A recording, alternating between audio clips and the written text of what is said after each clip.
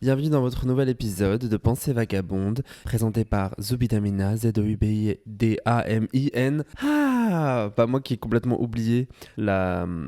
Comment on dit? L'appellation? L'épellation? Bref, j'ai complètement oublié comment on appelait mon nom. Jafar, on se pose. Très bien mon grand. Je suis accompagné de mon chien, littéralement. Enfin mon chien. Je suis actuellement hors de Paris, comme on dit. Je crois qu'on peut plus dire le mot province, mais j'avoue que je ne sais pas pourquoi. Il faut que je me pose la question. Enfin pas que je me pose la question, que je me renseigne. Il y avait aussi le truc de genre, je crois qu'il faut dire région à la place. Sauf que moi j'ai toujours dit le mot province. J'ai pas grandi à Paris, je viens littéralement de la province. Donc j'ai jamais trop compris. Genre, est-ce que c'est le genre de truc de droite où ils changent le nom des métiers, mais ils augmentent pas le salaire? Est-ce que c'est le même délire? Donc c'est ça ma question. C'est est-ce que si c'est juste ça, ça m'intéresse pas. S'il y a un vrai truc de, bah en fait, province, je sais pas, ça veut dire je sais pas, ville secondaire ou je sais pas trop. Ou est-ce que ça a un lien avec... J'en sais rien. J'en sais rien. Mais comme par exemple, quand on parle de la métropole, comme ça a un lien fort avec la colonisation et aussi une très forte pensée raciste par rapport aux outre-mer. Donc, on ne dit pas métropole, qui crée justement cette centralisation. Mais on parle d'hexagone. Est-ce que ça a un même lien? Je sais pas. C'est une vraie question. Mais du coup, tout ça pour dire que je ne suis plus. Je ne suis plus. Je suis pas à Paris actuellement. Pour vous donner des détails, je sais pas si c'est utile ou pas utile, mais comme vous le savez, en ce moment, cette fin d'année, il y a une période d'examen. Il y a plein de gens et d'étudiants et d'étudiantes, d'ailleurs si c'est votre cas, qui sont en examen. Et du coup, ma petite sœur est en examen. Donc je lui ai laissé mon appartement pour qu'elle puisse passer ses examens tranquillement, puisqu'elle fait une partie de ses études à Paris. Et comme ça évite de payer, puisque ça ne sert à rien d'aller payer des chambres d'hôtel ou je ne sais quoi. D'ailleurs, de toute façon, elle avait pas l'argent. Et vraiment, ça coûtait... Moi, je pensais que ça... Je savais que la vie coûtait cher à Paris, je suis pas bête. Mais je crois que pour juste quelques jours, c'était des bails de 700 000 euros. Et elle était en mode, bah en fait, non, ça n'a... Et moi, je lui ai dit, c'est inutile. Genre, c'est totalement inutile. Comme j'aime à dire, même si je me doute que ça dépend, la relation avec votre famille et tout ça, mais je veux dire, moi, je n'ai pas un appartement à Paris. C'est genre en mode, on a un appartement, c'est-à-dire, il est hors de question que ma sœur, qui passe des examens, soit obligée de payer un loyer pour pouvoir passer ses examens, alors que j'ai un logement sur place et qu'elle peut dormir là-bas et aller passer ses examens tranquillement. Enfin, ça n'a aucun sens.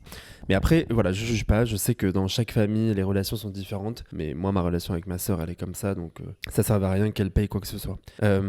Et puis ça aurait été hyper bizarre, enfin genre payer, déjà tu payes cher la vie, même si elle est à la fac, enfin genre ça, je sais pas, ça coûte cher la vie, genre, je sais pas, genre c'est chelou. Tout ça pour dire que du coup je suis venu chez mes parents pour pouvoir m'occuper de mon chien et mon chat, enfin le chien et le chat de la famille finalement. C'est pour ça que je suis avec Jafar qui est actuellement en train de manger une chaise. Alors je vous laisse une seconde. Je sais pas si vous entendez le bruit, mais littéralement je sais pas, je crois qu'ils sont en train de mettre des produits encore sur les trucs là qu'ils récoltent ici. C'est vraiment, ça c'est un autre sujet, mais un jour je ferai un épisode sur ça, sur les pesticides, sur la manière dont l'État et les municipalités, sans aucun remords, polluent les terres, polluent les sols, vraiment rendent malades leurs habitants. Et c'est insupportable. La seule raison étant naturellement, comme d'habitude, l'argent. Et c'est surtout quand on se rend compte que là ici, il y a une production à l'endroit où j'habite, une production d'alcool principalement. Et genre, bah, on sait que de plus en plus les jeunes boivent moins d'alcool. Donc en fait, la population française boit moins d'alcool. Donc c'est beaucoup pour l'international, mais on pollue. Enfin, c'est toujours la même chose, c'est ridicule. Et puis même, genre, même si les gens boivent de l'alcool, c'est pas une raison pour polluer les sols, polluer les terres et abîmer la santé des animaux et des humains qui vivent sur place. Mais bref, c'est ce que le capitalisme a l'habitude de faire. Là, j'en parle à l'endroit où moi j'habite, mais la réalité c'est que ça arrive dans tous les pays qui ont été colonisés, hein, que l'Europe, la France, les États-Unis. polluent, volent, violent, détruisent. Bref, on n'est pas du tout étonné, hein, et on n'oublie pas Tahrir Palestine et fuck Israël. Et naturellement, quand je dis ça, c'est un... Comment dire ? Ça veut dire beaucoup de choses quand on dit Tahrir Palestine. Enfin, je veux dire, on peut pas, par exemple, penser au fait de vouloir libérer, en tout cas aider et être pro la libération de la Palestine, du vol de ces terres par Israël, mais après d'un autre côté se dire par exemple transphobe, ça n'a aucun sens en fait. C'est aussi un lien avec le fait que le capitalisme, le fascisme se sentent légitimes à voler en fait les terres, voler les corps, violer les terres, violer les corps, et décider de j'ai oublié le terme, mais en tout cas de prendre en fait ces corps, de prendre ces terres, de se les approprier, voilà c'est ça le terme, de se les approprier sans aucune conséquence. C'est ça aussi le fascisme.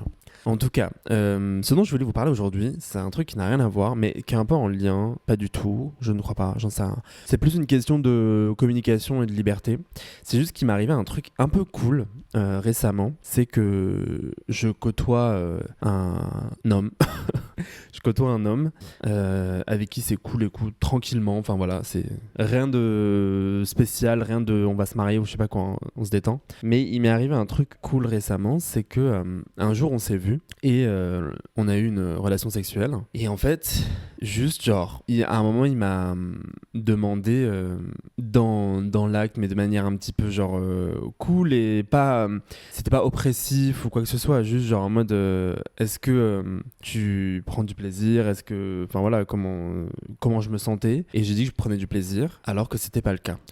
Alors à aucun moment je me forçais, à aucun moment j'étais en mode genre comment on appelle ça, l'opposé du plaisir, enfin je me sentais pas, je prenais pas un non plaisir quoi, c'était pas violent, c'était pas j'ai plus le terme, c'est-à-dire soit on prend du plaisir, soit on n'en prend pas, mais enfin je veux dire c'était pas l'horreur quoi, c'est ça que je veux dire, et c'était pas genre en mode j'avais mal ou quoi que ce soit, c'était juste genre factuellement bah genre neutre, il se passe rien. Et du coup j'ai menti, j'ai dit que j'en prenais alors que c'était pas le cas, et après je me suis senti mal d'avoir menti. Je me disais mais pourquoi t'as menti, qu'est-ce que tu voulais prouver peut-être à ce moment-là, et puis j'avais la sensation que c'est fou parce que ça me fait encore mal au ventre maintenant. J'avais la sensation que je lui avais menti et que c'est pas quelque chose de positif en fait de lui avoir menti à ce moment-là quoi, que de un ça pouvait ne pas l'aider dans le truc de comment dire, genre en mode ça se trouve il pensait que me faire ça ça me faisait du bien, et moi je dis oui ça fait du bien alors qu'en fait c'est pas le cas. Donc en fait c'est un peu antinomique avec une volonté d'avoir une relation qui même si c'est juste sexuel s'installe sur le long terme et qui soit une relation de plaisir quoi. Et du coup on se quitte à ce moment-là, et je crois genre peut-être 2-3 jours après je lui envoie un message, je lui dis je veux pas que tu prennes mal ce que je veux dire, enfin j'espère que tu vas pas le prendre mal et tout ça nanan, mais je voulais juste te dire un truc. Il me dit oui y a pas de problème, qu'est-ce qu'il y a. Il me le dit pas du tout comme ça, mais enfin bref j'ai pas les messages sous les yeux, et de toute façon même si je les avais c'est très bizarre de vous les lire comme ça. Je crois qu'en plus non, si j'ai le droit de les lire mais j'ai pas le droit de les diffuser, c'est ça la loi. Mais en tout cas je lui dis bah juste à ce moment-là je t'ai menti, je prenais pas du plaisir. Et alors après peut-être que lui à ce moment-là il me ment, mais je crois pas. Il me dit moi non plus. Et à ce moment-là j'ai eu un truc de genre relâchement, et je me suis dit que j'avais fait la bonne chose. Et au début je sais pas si ça va, en fait je sais même pas si ça sert à quelque chose que je vous en parle, mais je trouve que c'est intéressant de se dire, parce que souvent la sexualité on va soit l'associer à un truc de plaisir fou, c'est-à-dire vraiment quelque chose de hors sol presque, ou en tout cas de très cinématographique quoi, c'est-à-dire tout se passe bien, il n'y a jamais aucune question, jamais rien, ou bien quelque chose de l'horreur, de la violence, du viol, de l'agression, et même quand ça peut être des moments de violence mais où physiquement il n'y a pas de violence, je veux dire comme un non-consentement où il n'y a pas d'écoute, etc. Mais en fait la sexualité ça peut être aussi une recherche quand on est deux individus qui ne se connaissent pas, de justement tâtonner, de se dire bon bah est-ce que t'aimes bien ça, non t'aimes pas. Enfin c'est normal, tu vois, par exemple avec cette personne, c'était la deuxième fois qu'on se voyait. Bon bah ça peut pas être extraordinaire à chaque fois. C'est normal, on a nos émotions, on discute, on passe à autre chose. Et puis en plus, moi j'avoue que je suis pas du tout dans un rapport à la sexualité de comment on peut dire ça. Mon téléphone vient de sonner. Vraiment j'ai des réveils qui sonnent à toutes les heures. J'ai un réveil qui sonne à 16h aussi, enfin ça a aucun sens. Mais on peut pas, ça peut pas être... Oui, c'est ça que je voulais dire, c'est que moi, mon rapport à la sexualité, c'est que je trouve, il y a différentes formes et tout ça bien sûr, mais je trouve ça aussi cool quand ça prend son temps, quand parfois, en plein milieu, bah, tu t'arrêtes et tu parles d'un autre sujet, tu rigoles, et puis après, hop, tu y reviens, mais d'une autre manière, mais en tout cas, ça reste dans ce cercle d'intimité qui n'est pas forcément un rapport avec la pénétration, la fellation, j'en sais rien, l'anulingus, le cunilingus, enfin, tu vois ce que je veux dire, je vais pas citer tous les trucs, même s'embrasser, c'est-à-dire que la sexualité, c'est aussi la sensualité, c'est aussi l'intimité, c'est d'autres choses que juste pénétration, jouir et voilà quoi. Et du coup, je trouvais ça hyper intéressant et j'étais honnêtement un petit peu fier de moi parce que j'aurais pu partir avec ce truc. Probablement ce que j'aurais fait c'est ne jamais le recontacter. Et en fait là je lui ai juste dit genre bah en fait à ce moment-là je t'ai menti juste. C'était pas, comme j'ai dit, il y avait rien de, c'était pas forcé quoi que ce soit, rien du tout, pas du tout. Juste, bah à ce moment-là, tu m'as dit, est-ce que tu prends du plaisir? Et j'ai dit oui, alors que non. Et quand il m'a répondu que lui non plus, bah en fait après on en a discuté et en gros bah justement comme on est beaucoup dans ce truc de genre où c'est pas on s'embrasse ce que les gens appellent les préliminaires, pénétration et après c'est fini. Bah en fait il m'a dit bah en fait oui moi non plus parce que j'avoue qu'à un moment en fait on a eu une grande pause où on a fait que discuter et donc on a discuté d'autres choses complètement quoi, il y avait plus et donc après il était en mode bah en fait ça m'a un peu sorti du truc, donc je pense qu'on s'est un petit peu je dirais pas forcé mais on s'est dit ouais on s'est peut-être senti ah bah il faut continuer là-dedans et en fait non tout simplement, et du coup le fait qu'on en ait discuté ça fait que la fois d'après quand on s'est vu bah déjà on se sentait plus à l'aise, on a rediscuté aussi en visu où on a pu justement développer un peu plus en se disant bah justement oui comme il y a eu cette grande pause bah après voilà, mais je pense que c'est aussi ce qui est normal, c'est aussi comment on appelle ça, la culture du hook-up, c'est-à-dire on se voit pour Ken, disons les choses, et en fait il y a un peu ce truc bah en fait si je pars et que j'ai pas joui bah en fait ça sert à rien quoi, et quand je dis jouir je parle juste soit d'éjaculation, enfin principalement d'éjaculation là en l'occurrence, mais dans le sens où je parle même pas d'un orgasme, je parle pas de ce genre de choses hein. Et, mais si je pars et que voilà j'ai pas eu mon orgasme, bon bah en fait ça sert à rien, et en fait t'es en mode bah oui mais en fait déjà moi personnellement je vous l'annonce, je n'ai jamais eu d'orgasme de toute ma vie, mais et vraiment je vous invite les personnes qui ont un pénis entre les jambes à vraiment différencier le fait d'avoir une éjaculation avec le fait d'avoir un orgasme, ça n'a strictement rien à voir. Et parce qu'il y a une forme qui peut être juste mécanique, donc c'est pas... Et puis en fait, comme on apprend à se connaître, et ben parfois on parle de trucs qui sont pas sensuels, qui sont pas... en fait, qui sont vulnérables, mais qui sont pas forcément belles et joyeuses. Et comme on se voit à ce moment-là pour, entre guillemets, comme j'ai dit pour Ken, bah du coup, pour avoir une relation sexuelle, mais qu'on apprend aussi à se connaître, bah parfois tu parles d'un sujet ouais, qui peut être traumatique, et 2 secondes après... tu repars là-dedans, mais du coup c'est forcément c'est pas la même énergie, c'est pas la même chose, c'est pas peut-être que parfois t'en as même moins envie et tout ça, et donc c'est pour ça que ça a été bien et là je dis pas que ce qu'on a fait c'était genre un exemple ou je sais pas quoi, mais c'est juste de pas avoir honte dans ces moments-là de dire bah en fait on a eu cette forme d'intimité, quand je t'ai parlé de tel traumatisme, quand tu m'as parlé de ton rapport avec tes parents, tu vois ce que je veux dire, on a eu cette forme d'intimité, peut-être qu'on n'a pas besoin de reprendre où on en était. Et j'entends aussi hein, qu'il y a des moments en fait t'as juste envie d'avoir ta relation sexuelle avec la personne et que t'as pas besoin que ce soit tout le temps cérébral, les gens sont différents. Moi j'avoue que je pense que je suis rassuré, ça dépend des expériences des gens, mais ça me demande moins d'anxiété. Waouh, j'ai dit ça me demande moins d'anxiété, mais ça me demande moins d'énergie et donc ça me crée moins d'anxiété de passer 4 heures à discuter avec une personne, même d'un sujet traumatique, plutôt que d'avoir une relation sexuelle. Chaque personne est différente, chaque personne doit gérer ses expériences, ses traumas, ses choses à sa façon, mais du coup il faut essayer de pouvoir bien jauger, être avec des gens avec qui t'as confiance et justement de se dire bah d'apprendre à se connaître. Moi, je sais qu'il y a des moments, oui, j'ai de l'anxiété, mais je sais que parce que j'ai envie d'agir, de faire quelque chose, d'agir d'une certaine manière, bah, je vais pas écouter mon anxiété. Il y a d'autres moments, je suis en mode, bon, bah là, en fait, l'anxiété, c'est une autre forme, elle est un peu plus forte, elle est différente. Bon, bah, je vais l'écouter parce qu'aujourd'hui, je pense que je suis pas capable d'aller plus loin. Et puis aussi, l'anxiété, très souvent, elle te fatigue. Donc, moi, je sais que quand je rencontre quelqu'un que je connais pas et que ça me demande beaucoup d'énergie, que ça me crée de l'anxiété, il y a des moments où je suis trop fatigué pour avoir une relation sexuelle. Disons les choses. Je suis en mode, mais en fait,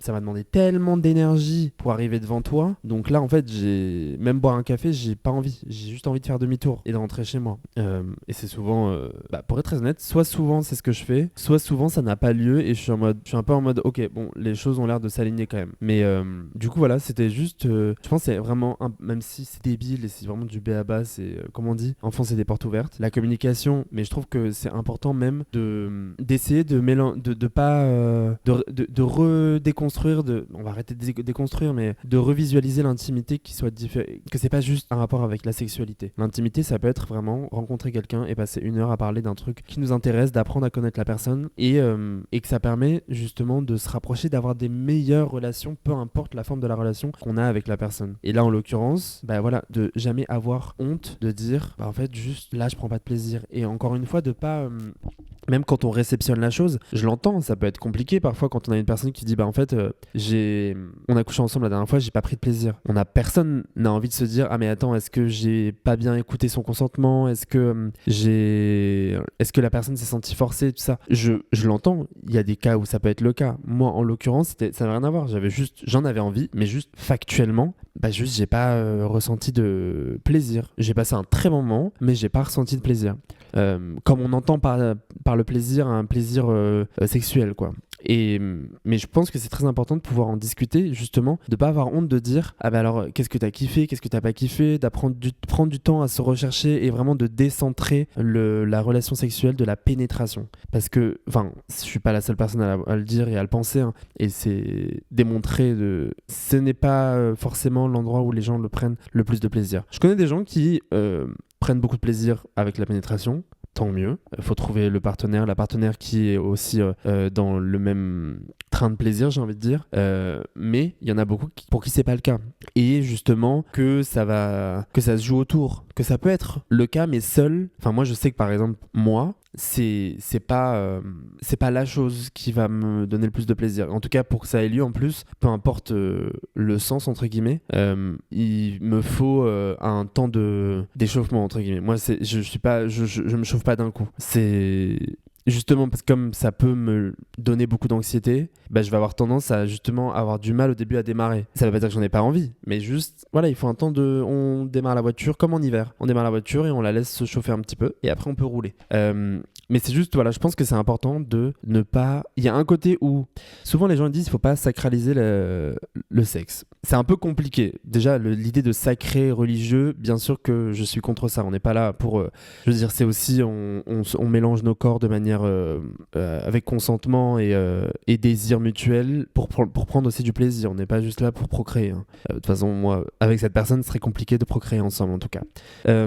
Mais c'est important quand même de se dire que ça reste un échange comme tous les échanges en fait, et que dans la vie en général, quand on parle à son boulanger, et ben en fait on n'a pas envie que la personne nous manque de respect, on a envie de passer un bon moment. Bonjour, est-ce que je pourrais prendre une baguette et puis 2 croissants? Ah ok, bah comment ça se passe? Ok, bah super, bah merci. Et je peux payer par carte? Non? Ok, bon bah je paye en espèces, y a pas de problème. Bah très bonne journée, on se revoit la prochaine fois que j'aurai envie de manger du pain et des croissants, ou peut-être autre chose. Mais il faut se rappeler que c'est pas un moment qui doit être comment dire, trop compliqué. C'est ça que je veux dire. Je dis pas, hein. Comme je l'ai dit, vous avez compris, vous voyez mon point de vue, ma relation avec la sexualité.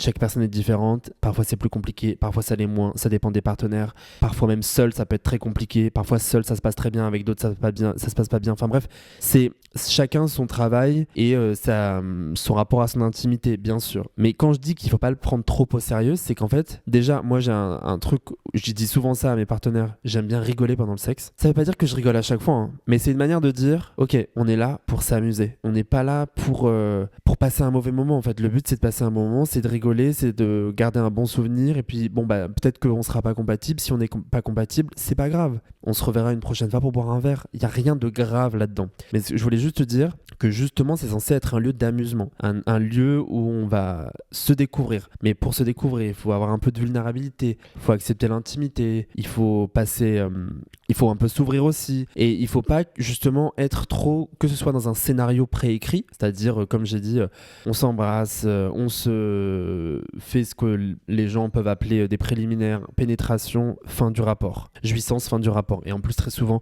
jouissance plus éjaculation que jouissance d'ailleurs, fin du rapport. Et je dis bien éjaculation dans le sens où très souvent, quand c'est un couple hétéro, il n'y a pas forcément de jouissance féminine de la femme, quoi.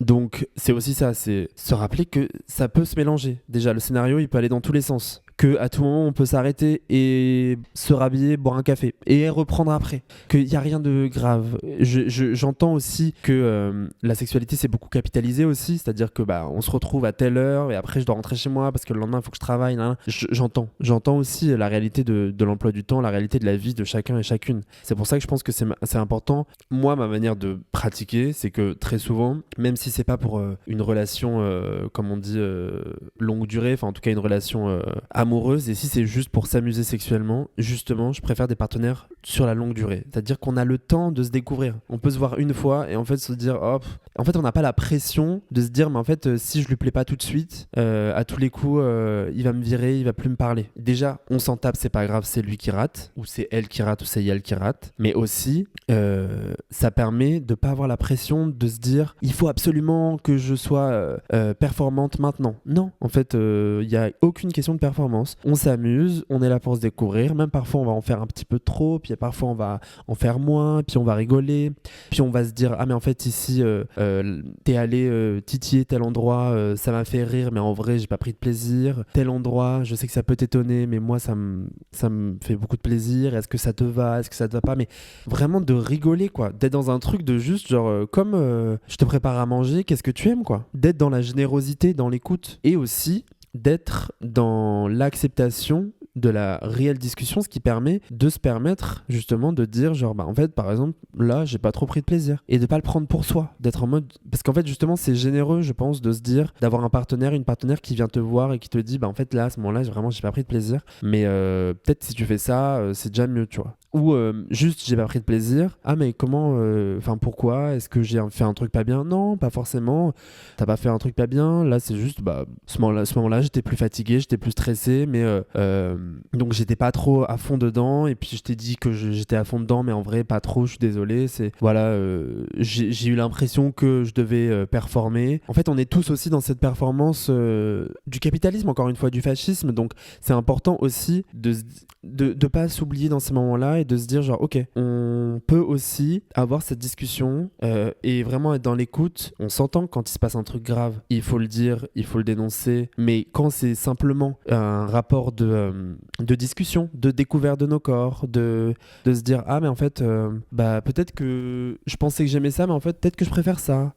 Toi t'as envie de découvrir tel endroit, bon en fait on va le découvrir ensemble tranquillement. Vous voyez ce que je veux dire? Je pense que c'est important de pas consacrer la sexualité juste à la sexualité. Je pense qu'il faut dézoomer et justement s'intéresser à tout ce qu'il y a autour de l'intimité. Boire un café avec quelqu'un qu'on connaît pas, ça peut être extrêmement intime, même avec quelqu'un qu'on connaît, et ça peut faire monter le désir, ça peut permettre de justement déconstruire des idées qu'on a sur la personne, de ce que la personne aime. Je vous invite vraiment à discuter de vos désirs et de vos plaisirs, même personnels. Enfin, quand je dis personnel, c'est même quand vous êtes que seul avec vos partenaires, de dire par exemple, ne serait-ce que dire en fait seul j'adore faire ça, mais par contre à deux j'aime pas, ou à plusieurs j'aime pas.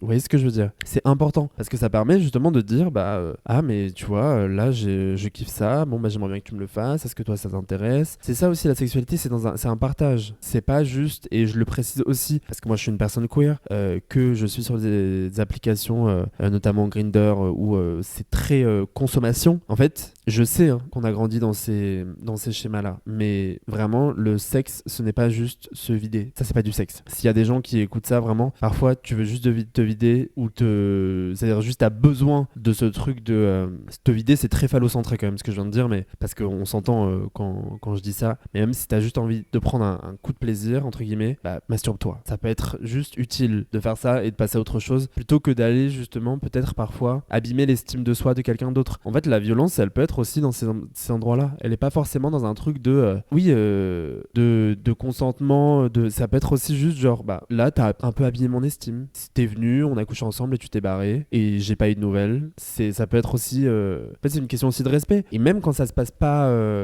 quand je dis ça se passe pas bien, je parle pas de violence. Quand je dis juste, bah parfois on est juste pas compatible, bon bah c'est pas grave. Bisous, bah, j'ai adoré te rencontrer. Oui, bon, en vrai, sexuellement, c'était pas dingue, on n'était pas trop compatibles. Je pense que moi, je suis pas dans l'état aujourd'hui d'aller chercher plus loin avec toi. Mais si tu veux qu'on aille boire un café, on va boire un café. Et même si on va pas boire de café, c'est juste que je pense qu'il faut garder ses exigences, bien sûr, mais il faut pas oublier que la sexualité, c'est aussi un échange avec un ou plusieurs partenaires et que ça peut pas être tout le temps au bon endroit. Je pense que c'est important de garder ça et de pouvoir après s'amuser dans cet endroit-là. Maintenant, il faut garder ses exigences. Si au bout d'un moment, le ou la partenaire n'entend pas, ne comprend pas, on se casse. Bien sûr, je dis pas le contraire. Et puis après, je ne blâme pas du tout les personnes. Moi, ma sexualité, je vous dis, elle a commencé très tôt, mais après, il y a eu rien du tout. Et c'est juste là maintenant, depuis, j'ai envie de dire presque hier, que je recommence à pédaler dans le délire, quoi.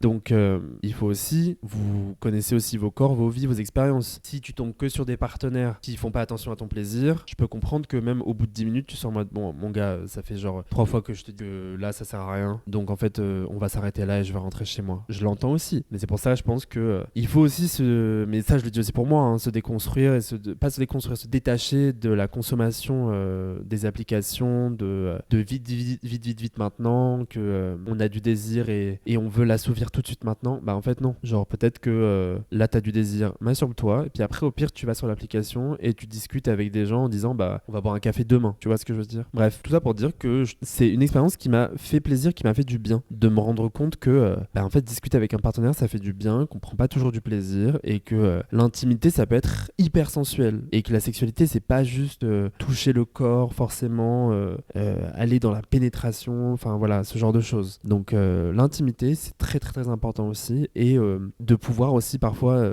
se dire que la sexualité, c'est un jeu. En fait, c'est censé être un jeu. On se découvre, on s'amuse, quoi. On est là pour s'amuser, passer un bon moment. Si c'est pas un bon moment, et encore une fois, un bon moment, ça veut pas dire que c'est forcément un orgasme. Mais si on a passé à quelque chose qui n'est pas un bon moment, ça sert à rien. Bref. En tout cas, désolé parce que cet épisode, j'ai beaucoup parlé du nez, je sais pas pourquoi là.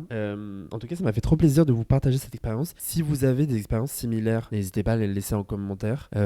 Encore une fois, si cet épisode vous a plu, n'hésitez pas à le partager autour de vous, à liker, commenter, à dire que genre waouh, j'ai écouté l'épisode Pensée vagabonde de Zoé Damina, c'est une dinguerie, j'adore. En plus, elle fait de la musique, elle écrit des scénarios et tout, des histoires et c'est trop cool sur TikTok, elle est trop drôle. Bref, on la kiffe grave de ouf. Et si un jour elle sort son EP ou son album, on ira l'écouter. Et si elle fait un film, pareil, on l'aime trop. Bref, n'hésitez pas. Je vous embrasse fort. Je vous souhaite une excellente semaine. On se retrouve la semaine prochaine. Et pourquoi je parle comme si on était dans une dans une émission genre qui présenterait des animaux, je pense. Je vous embrasse fort, fort, fort, fort. Je vous envoie toute mon énergie et Tahal Palestine, fuck le fascisme. Mouah.